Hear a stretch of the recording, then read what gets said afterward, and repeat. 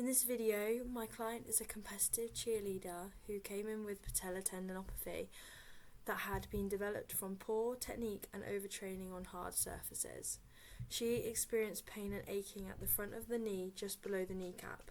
The client suggested the pain developed greater after exercise, making the main aim of the rehab session is to test for pain management, as the athlete is currently in the early to mid phase of rehabilitation. The exercise I'm getting my client to carry out is an isometric wall sit to prevent muscle atrophy and enhance joint stability without stressing the injury further. This exercise is simple and low impact on the knees and can be easily progressed. The predominant muscles that are being contracted in this exercise include the quadricep group, which is made up of the rectus femoris, vastus lateralis, vastus medialis and vastus intermedius, also the gluteus maximus, and also the hamstring group, which includes the bicep femoris, semimembranosus and semitendinosus. The isometric wall sit is carried out by standing with back against the wall and feet hip width apart. Walk your feet out around 2 steps and then bend at the knee and slide until your knees are bent at 90 degrees, with back ensured it's flat against the wall.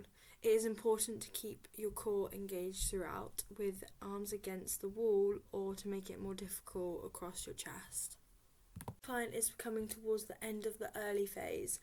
I'm going to get them to carry out a 45-second hold. As previously, the client carried out a 20-second isometric wall sit with no pain experienced. The cheerleader is going to carry out 2 sets of 2 times 45 seconds holds. We are now going to talk about the 2 progression exercises from an isometric wall sit that can be used if my client finds it too easy. The first example is a single leg isometric hold, but only for 15 to 20 seconds due to the single leg being more difficult. This will aim to reduce tendon pain and maintain strength, also be able to stimulate tendon remodeling without the shearing forces. This exercise is carried out in the same way as a normal isometric wall sit, but you want to lift one foot slightly off the ground, keeping your working leg stable. It is important to keep the hips level and avoid any twisting movements at the pelvis.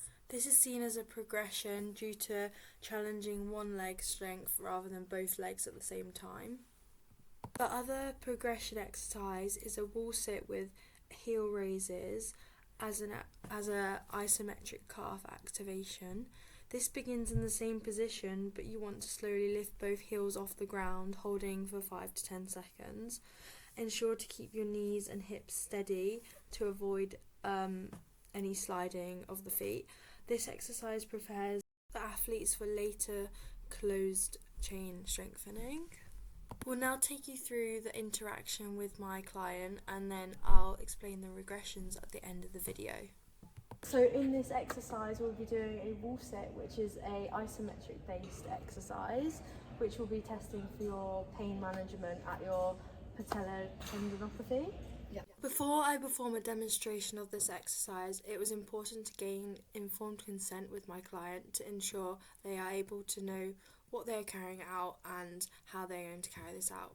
In this part of the video, I am just explaining the key coaching points on how to set up a wall sit and what sort of angle it needed to be working at, around 90-degree angle in this case.